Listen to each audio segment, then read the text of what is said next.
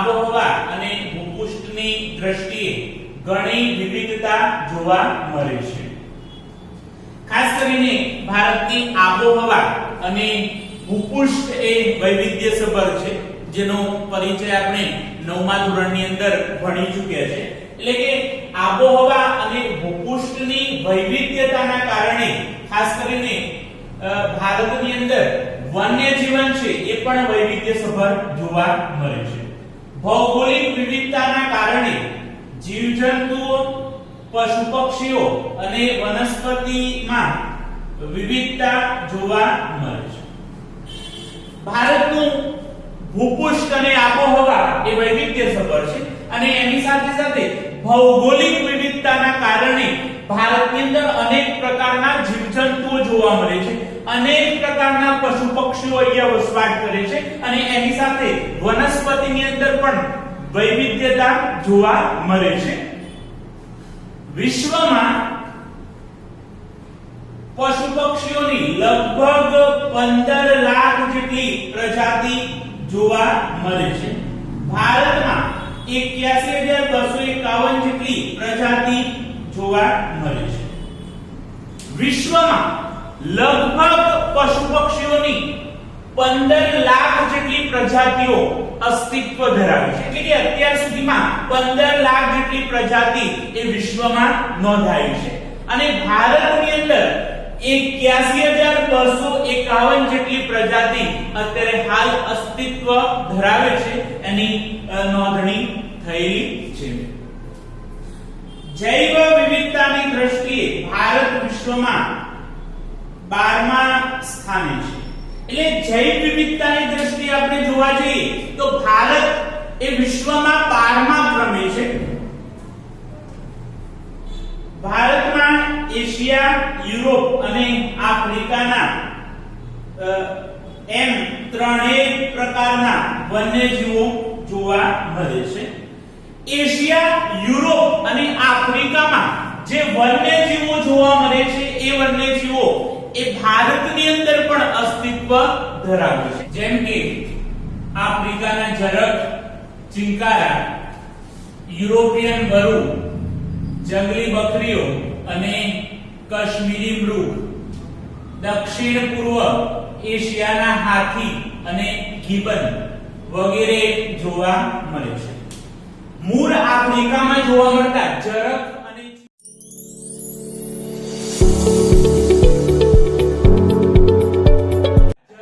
અને ચિંકારા જે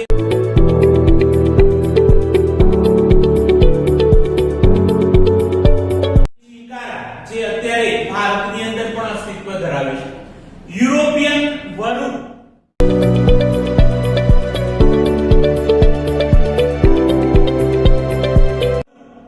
જંગલી બકરી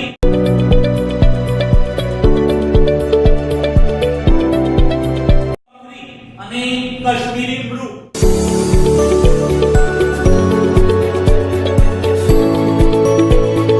એ મૂળ યુરોપના છે, પરંતુ અત્યારે હાલ યુરોપિયન વરુ, જંગલી બકરી અને કાશ્મીરી મૃગ એ ભારતની અંદર જોવા મળે છે. અને દક્ષિણ પૂર્વ એશિયામાં જોવા મળતા હાથી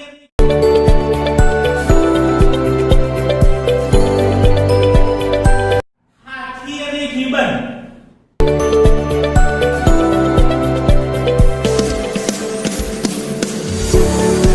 એ પણ ભારતની અંદર જોવા મળે છે. ગિબન એ વાનરની એક પ્રજાતિ છે. વાનરની ભારતમાં મુખ્ય 3 પ્રજાતિ જોવા મળે છે: ગિબન, હુલોક અને લંગુર. એમાં ગિબન એ ભારતની અંદર અસ્તિત્વ ધરાવે છે.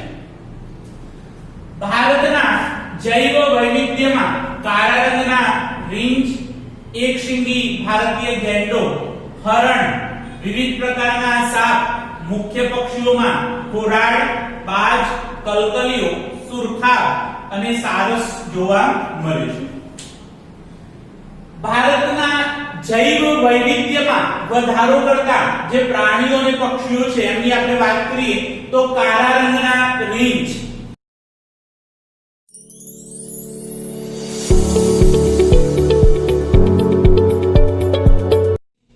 જે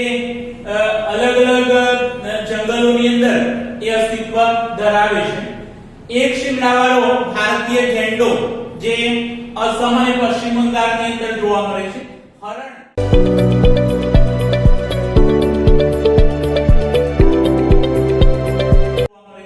હરણ અને હરણની વિવિધ પ્રજાતિ પણ જૈવ વૈવિધ્યમાં વધારો કરે છે.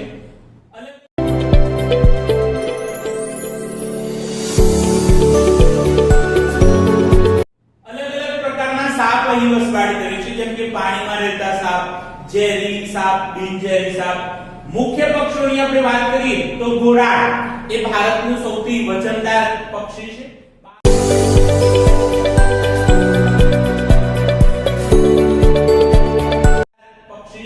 બાજ સૌથી ઊંચે ઉડનાર પક્ષી.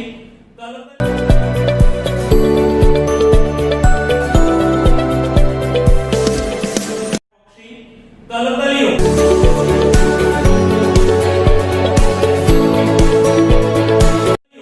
સુરખા જે ગુજરાતનું રાજ્ય પક્ષી છે અને કચ્છના નાના રણની અંદર જોવા મળે છે.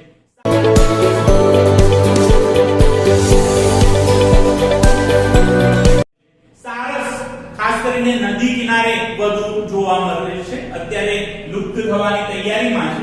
સારસ પક્ષીની વિશેષતા એ છે કે નર અને માદા એ હંમેશા સાથે રહે છે અને એમાંથી એક જો મૃત્યુ પામે તો બીજું પણ એના વિરહમાં મૃત્યુ પામે છે.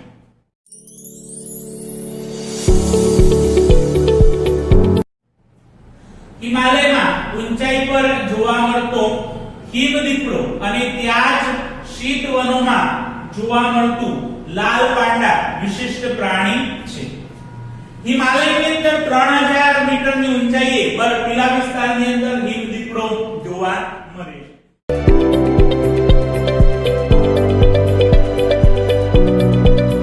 અને એની સાથે સાથે એ જ વિસ્તારની અંદર શીત વનની અંદર એ લાલ પાંડા નામનું એક વિશિષ્ટ પ્રાણી જોવા મળે છે, જે દિવસે ખાસ ઓછું સક્રિય હોય છે.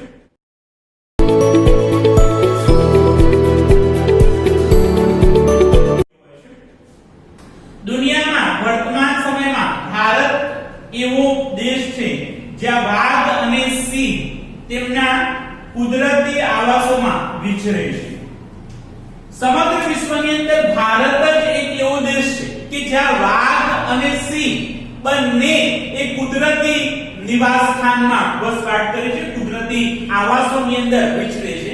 એ સિવાય દુનિયાના એક પણ દેશની અંદર વાઘ અને સિંહ એ બંને કુદરતી નિવાસસ્થાન ધરાવતા નથી. શિયાળા દરમિયાન રાજસ્થાનમાં કેવલાદેવ રાષ્ટ્રીય ઉદ્યાન, ભરતપુર સેન્ચુરી અને નર સરોવર જેવા જળ પ્લાવિત ક્ષેત્રમાં અસંખ્ય યાયાવર પક્ષીઓ શિયાળો ગાળવા આવે છે.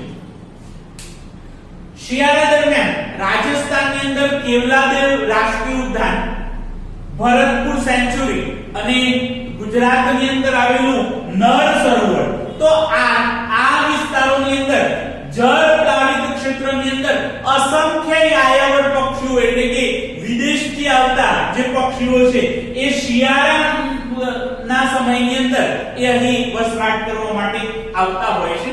અને યાયાવર પક્ષીઓ માટે આ કેવલાદેવ રાષ્ટ્રીય ઉદ્યાન, ભરતપુર સેન્ચુરી અને નર સરોવર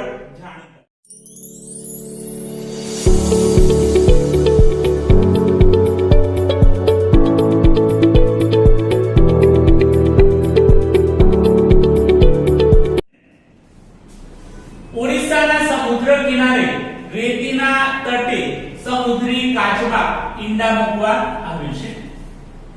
ઓરિસ્સાનો જે દરિયા કિનારો છે તે ખાસ કરીને કાચબાઓ માટે જાણીતો છે અને અહીં દર વર્ષે એ સમુદ્ર કિનારે રેતીની તટની અંદર હજારોની સંખ્યામાં કાચબા ઈંડા મૂકવા માટે આવતા હોય છે.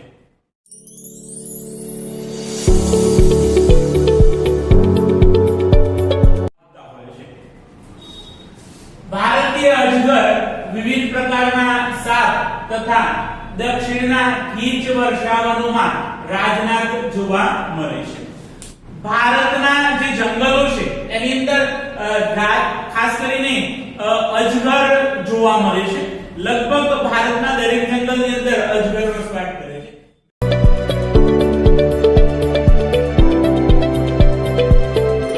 વિવિધ પ્રકારના સાપ અહીં જોવા મળે છે અને એની સાથે સાથે દક્ષિણના જે ગીચ વર્ષાવનો છે એના જંગલોમાં રાજનાગ એટલે કે કિંગ કોબ્રા જોવા મળે છે.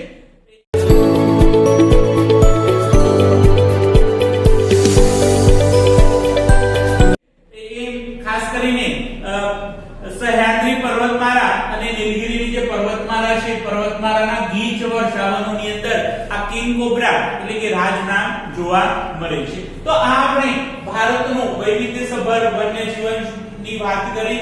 ફરીથી એકવાર રિપીટ કરું છું કે આબોહવા અને ભૂપૃષ્ઠની વૈવિધ્યતા ભારતની અંદર જોવા મળે છે. ભૌગોલિક વિવિધતાના કારણે અનેક જીવજંતુઓ, પશુ પક્ષીઓ અને વનસ્પતિ જોવા મળે છે. વિશ્વમાં પશુ પક્ષીઓની લગભગ 15 લાખ જેટલી પ્રજાતિ છે, જેમાંથી ભારતમાં 81,251 જેટલી પ્રજાતિ જોવા મળે છે. જૈવ વિવિધતાની દ્રષ્ટિએ ભારત વિશ્વમાં 12મા ક્રમે છે. એશિયા, યુરોપ અને આફ્રિકાની અંદર જોવા મળતા વન્યજીવો એ ભારતની અંદર વસવાટ કરે છે, જેમ કે આફ્રિકાના ઝરખ અને ચિકારા, યુરોપિયન ભરૂ, જંગલી બકરી અને કાશ્મીરી મૃગ અને દક્ષિણ પૂર્વ એશિયામાં જોવા મળતા હાથી અને ગિબન એ ભારતની અંદર જોવા મળે છે. કાળા રંગના રીંછ, એક શિંગડાવાળો ગેંડો, હરણ, વિવિધ પ્રકારના સાપ, પક્ષીઓની વાત કરીએ તો ઘોરાડ, બાજ, કલકલિયો, સુરખાબ અને સારસ જે ભારતના જૈવ વૈવિધ્યમાં વધારો કરે છે. હિમાલયમાં ઊંચાઈ પર જોવા મળતો હિમદીપડો અને શીત વર્ષાવનોમાં જોવા મળતું લાલ પાંડા એક વિશિષ્ટ પ્રાણી છે. દુનિયામાં ભારત જ એક એવો દેશ છે કે જેની અંદર વાઘ અને સિંહ એ કુદરતી રીતે નિવાસ કરે છે, કુદરતી રીતે વિચરે છે.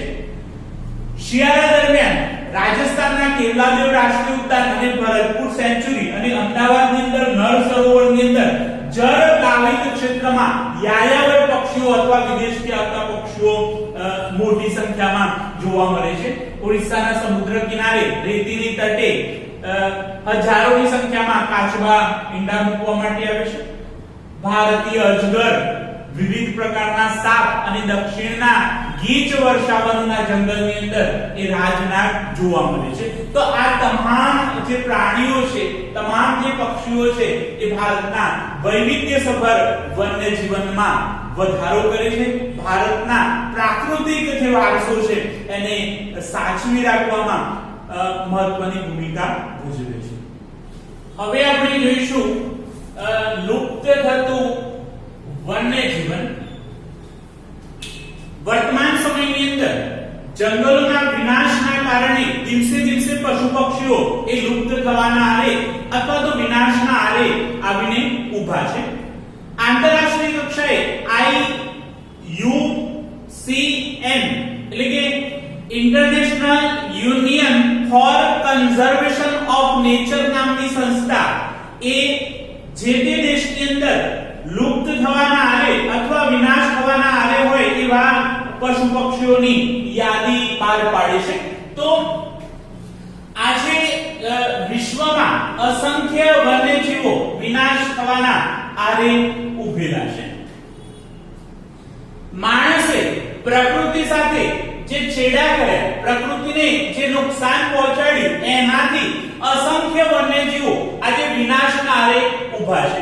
અસંખ્ય વન્યજીવોના અસ્તિત્વ ઉપર આજે એક સંકટ ઊભું થયું છે. ગત સદીની શરૂઆતમાં વાઘ સમગ્ર ભારતમાં જોવા મળતા હતા. એટલે કે 20મી સદીની શરૂઆતની અંદર વાઘ સમગ્ર ભારતની અંદર એ મોટી સંખ્યામાં જોવા મળતા હતા. પરંતુ શિકાર જેવી પ્રવૃત્તિઓને પ્રોત્સાહન આપવામાં આવતા ખાસ કરીને વાઘના અસ્તિત્વ સામે એક સંકટ ઊભું થયું છે. તે સમયગાળા દરમિયાન ગુજરાતમાં ઈડર, અંબાજી, પંચમહાલ અને ડાંગના જંગલોમાં વાઘ જોવા મળતા હતા. એક સમય એવો હતો કે ગુજરાતની અંદર ઈડરના ડુંગરોની અંદર, અંબાજીના ડુંગરો, પંચમહાલના જંગલો અને ડાંગના જંગલોની અંદર વાઘ મોટી સંખ્યાની અંદર જોવા મળતા હતા, જે અત્યારે નષ્ટ થઈ ચૂક્યા છે. આજે ગુજરાતના જંગલમાંથી વાઘ સંપૂર્ણપણે નષ્ટ થઈ ગયો છે. ગુજરાતના એક પણ જંગલની અંદર આજે વાઘ જોવા મળતો નથી. એટલે કે ગુજરાતના જંગલમાંથી વાઘ સંપૂર્ણપણે નષ્ટ થઈ ચૂક્યા છે.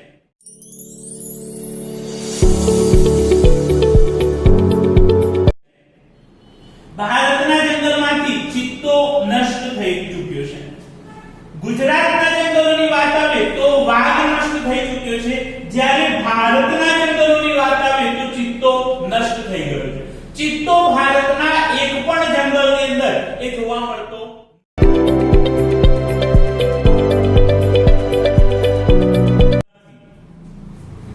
ભારતના જંગલમાં સહજ જોવા મળતી અનેક પક્ષીઓની જાતિ ભાગ્યે જ નજરે પડે છે. પશુઓની સાથે સાથે ભારતના જંગલોની અંદર પક્ષીઓની જાતિઓના અસ્તિત્વ સામે પણ એક સંકટ ઊભું થયું છે. પક્ષીઓ પણ લુપ્ત થવાના આરે ઊભા છે.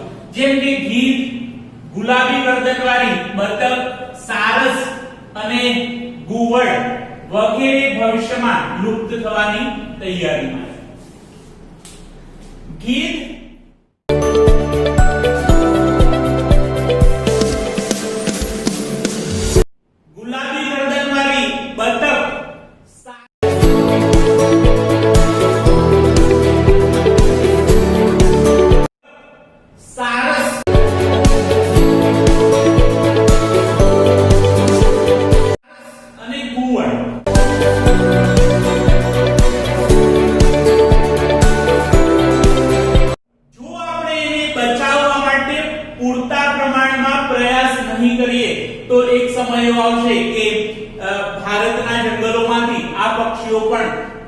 ભવિષ્યની અંદર લુપ્ત થઈ જશે. માટે આપણે વર્તમાન સમયમાં એનું સંરક્ષણ કરવું ખૂબ આવશ્યક છે.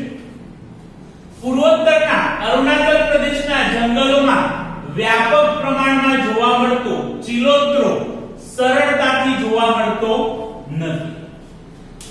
અરુણાચલ પ્રદેશના જંગલોની અંદર ચિલોત્રો એ વ્યાપક પ્રમાણની અંદર જોવા મળતો એ અત્યારે જોવા મળતો નથી. એની સાથે સાથે આ ચિલોત્રો વિજયનગરના જંગલોની અંદર પણ એ વ્યાપક પ્રમાણની અંદર જોવા મળતું, જે અત્યારે સહજતાથી આપણને જોવા મળતો નથી. એટલે કે ચિલોત્રો પણ એ લુપ્ત થવાની તૈયારી.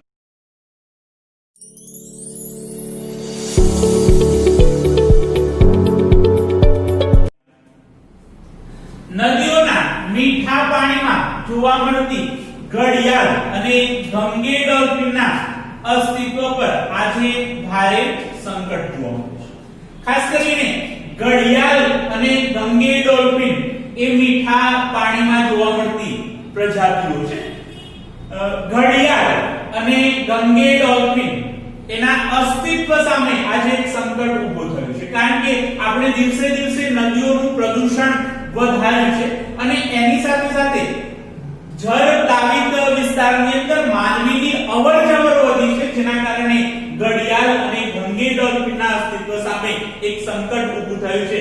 આવનાર સમયની અંદર જો એના સંરક્ષણ માટે કોઈ પ્રયાસ નહીં કરવામાં આવે તો એ નષ્ટ થઈ જશે.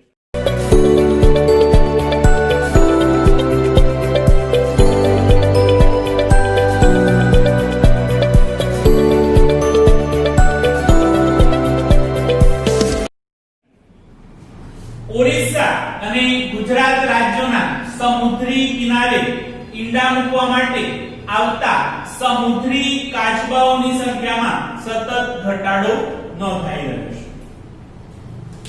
ઓરિસ્સા અને ગુજરાતનો જે દરિયા કિનારો છે ત્યાં હજારોની સંખ્યામાં સમુદ્રી કાચબા એ ઈંડા મૂકવા માટે આવતા, પરંતુ વર્તમાન સમયમાં ખાસ કરીને આ કાચબાઓની સંખ્યા સતત ઘટી રહી છે, જે આપણા માટે એક ચિંતાનો વિષય છે.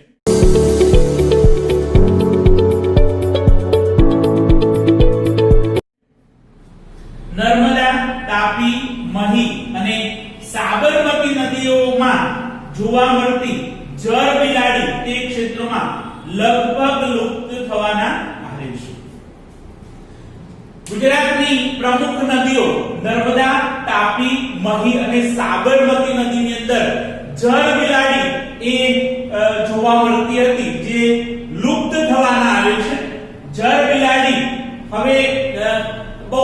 ઓછી સંખ્યામાં આ નદીઓની અંદર જોવા મળે છે.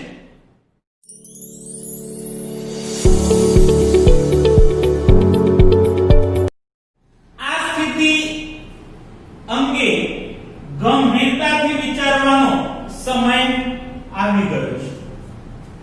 જો પશુ પક્ષીઓને અથવા વન્યજીવોને બચાવવામાં નહીં આવે તો પૃથ્વી પર એક ભારે સંકટ ઊભું થશે. કારણ કે જે પોષક કડી અથવા આહાર શૃંખલા છે એને ખલેલ પડશે અને જો પોષક કડીમાંથી એક પક્ષી જો લુપ્ત થઈ જશે અથવા એક વન્યજીવ લુપ્ત થઈ જશે તો એનાથી સમગ્ર જીવસૃષ્ટિના અસ્તિત્વ ઉપર એક ભારે સંકટ આવી પડશે અને પૃથ્વીનું અસ્તિત્વ સંકટમાં મુકાઈ જશે.